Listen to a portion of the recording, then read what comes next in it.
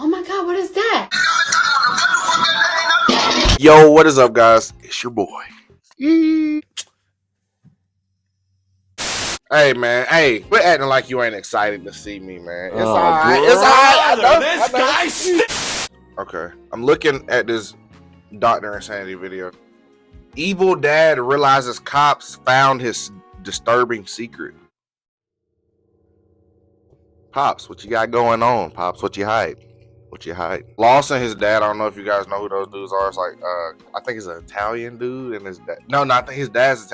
I don't know, but they're cool. They're hilarious. I watch them all the time, and I know that Dr. Insanity is one of the people that they react to. And I was like, kind of interested in the video, so I'm like, hey, let's join away. Why not? Why not? Forgot to do the intro. My bad. Hold up. All right, get her right. Get her. Yo, what is up, guys? It's your boy XpertCriminal coming at you with another video.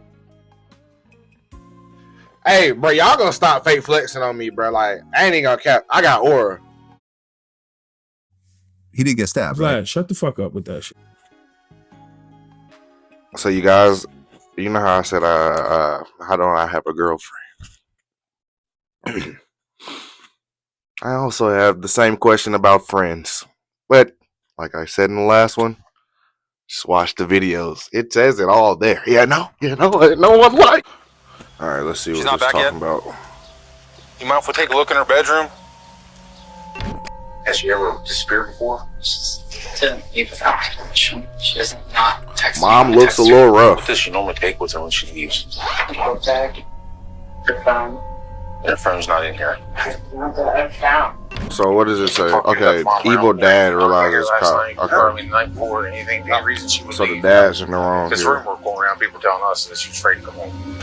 This is the moment Andy McCauley realized police were on his trail. Just hours earlier, his girlfriend's daughter, Riley Crossman, suddenly went radio silent, and police were quickly called to come and investigate. At first glance, it looked just like a messy teenager's bedroom with nothing out of the ordinary. But as the officers scoured a messy through the teenager's bedroom? Hey, bro. No, sir. That's lit. It's mold on the mat. Bro, I'm going back. Hold up, bro. Hey, y'all, bruh. Look at this. This is Hey, bro. Let me tell you something. If I come in your crib and a mattress is sitting on your floor and it has, what is that, green ooze stuff on the ground, bruh, and then this man, doctor, quit. Bruh said that's a normal teenager's bedroom. Who? No, sir. Man, hey. Being a disgusting, nasty person is too normalized in this society. Clean your ass. They would find items that a teenager might typically take if they were planning to run away. But as they begin to look even more, they start to notice blood. Did he do something to blood was on her sheets, girlfriend's daughter? And more was found on her comforter. You can't be having any random dude up in your crib. And something terrible happened to Riley. As they try to piece together the puzzle, police find themselves entangled in one man's web of deceptions and twisted lies, all crafted to conceal his one single disturbing secret. It's always just... On May 8th, well, it's always on my birthday month. Dispatchers received a call from a concerned woman reporting the disappearance of her 15-year-old daughter, Riley Crossman. As officers arrive at the scene, they come into contact with the caller, Chantel Oakley, and her boyfriend, Andy McCauley. What's going on, man? Haven't seen you in a long time. It's been a while. Any word? You mind if we take a look in her bedroom? They being mad suspicious, bro.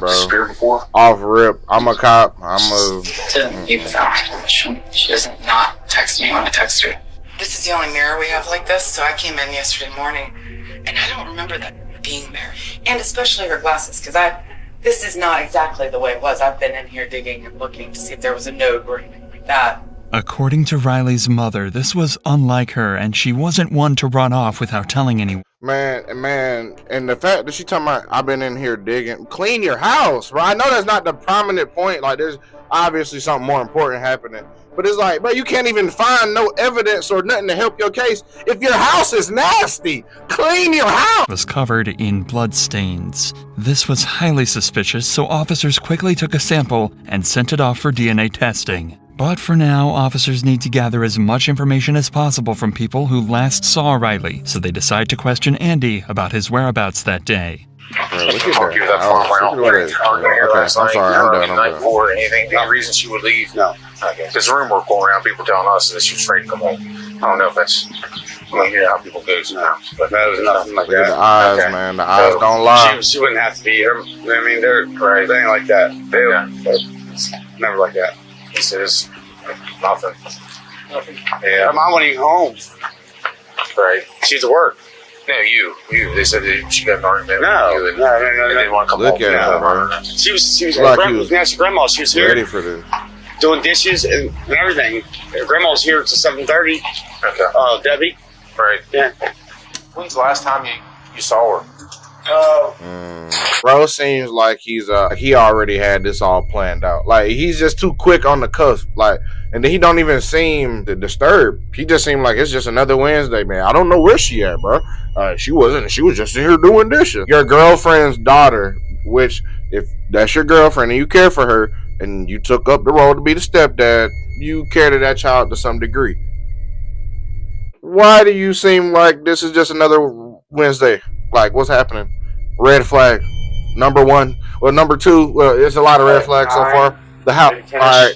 At night? Yeah. And what context was that? Oh, she was here in the house. She went to bed probably, well, I don't know what time she went to bed, but all the kids were in the room by like 9:30. Did she leave in the morning? No. I left at 4. I got up 4 o'clock in the morning. Left at 5. Okay. Go to work.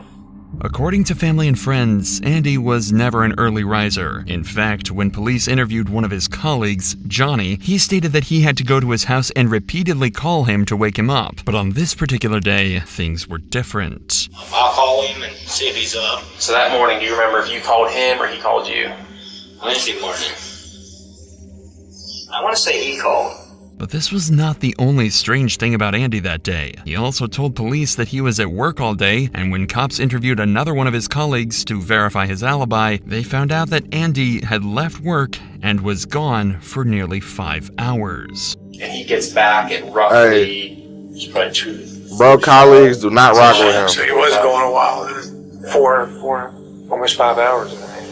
Because of this, detectives now know that Andy hasn't been completely honest with them so far, at least about staying at work the full day. This is very clearly a red flag and means that he's trying to hide something from them. But Andy my boy thought his job was just hiding something, as officers would find out when they decide to look into Riley's boyfriend, Hayden. For the last 8 months, the two reportedly FaceTimed every night, so officers believed that if anyone was in contact with Riley the night before, it would be Hayden. He did not want his mother seeing them. This is why detectives could tell that Hayden knows something, but because of his mother's defensiveness, he's unable to speak his mind. I told him before not to. Oh, she one of those moms that worry about everybody else's kid, but not her child. Hey, man. I feel like she messing up the investigation, bro. She'll just let her do whatever she wants. They had a dance, and she was wearing this short dress. She let her walk to the school by herself in this short dress. It's at night. Riley had way too much freedom.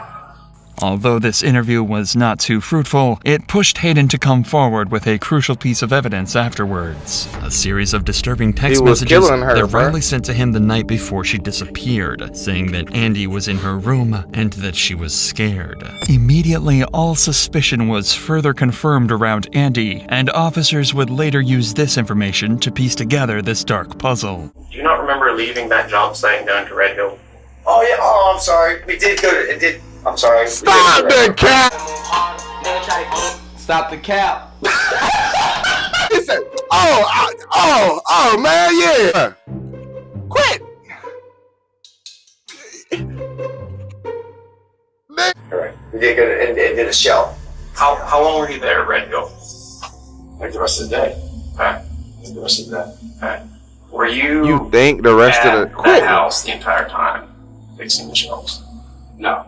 Okay. Where were you at? I was at the other house. You got some stumbling on the words. I went and got some more more drugs. Yeah. If Andy was off doing illegal drugs during those 5 missing hours, then that could possibly explain why he didn't initially tell the cops the truth about where he had been all day. But this also could just be his way of trying to distract the police by bringing their attention to something else. At this point, detectives know that Andy is desperate to give them an alternate alibi, and his drug story could possibly be true. So to cross-check, they would call in Johnny again. Johnny had a history of drug use, and the two would often do cocaine together, so he can easily substantiate or discredit Andy's account. Would you say that there was enough to still do another line each? Oh, yeah. A couple lines each? Oh, yeah. Okay.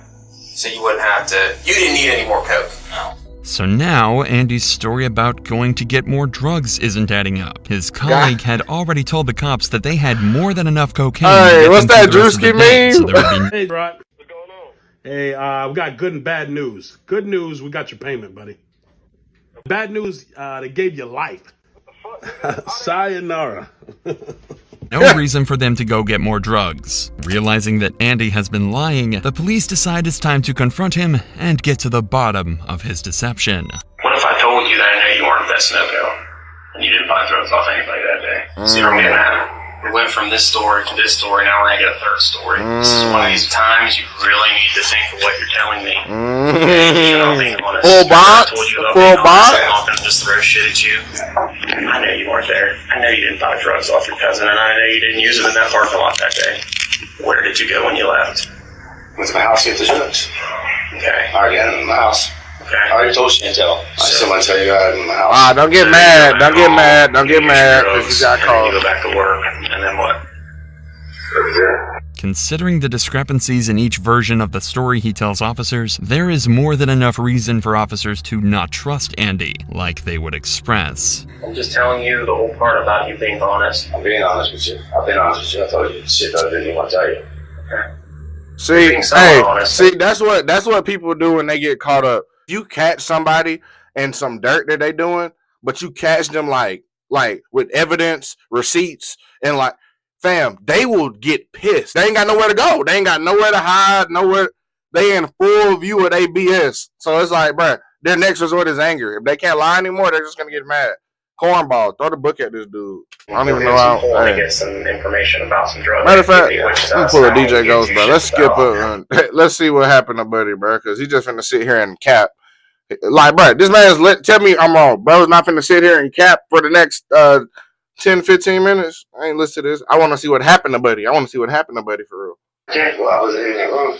The cops lacked probable cause at this time to arrest Andy, but there is one piece of evidence that is about to change the course of this entire investigation. It was around this time that the lab results on that blood sample would finally return, and it would be an exact match to Andy's DNA. But that's not all. They also learned that the blood they tested was also mixed with saliva. This made the cops suspect that Riley's face may have been forced into the pillow in an attempt to keep her from screaming.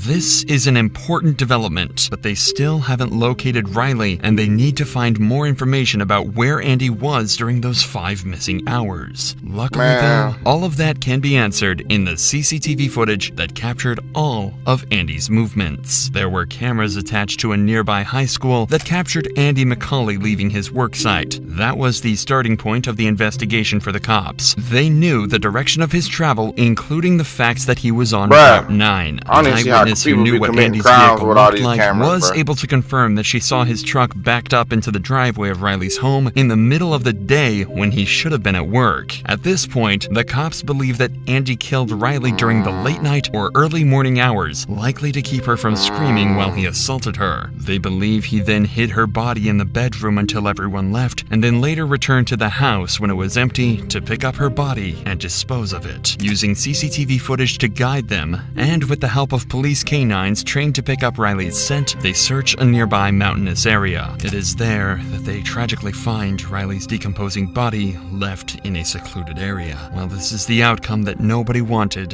it marks the turning point in the case. Near where Riley's body is found, there are several unique-looking screws discovered. These are the same screws that were located when I'm straight, bro. I ain't gonna lie. I mean, yeah, that's pretty much the gist of it.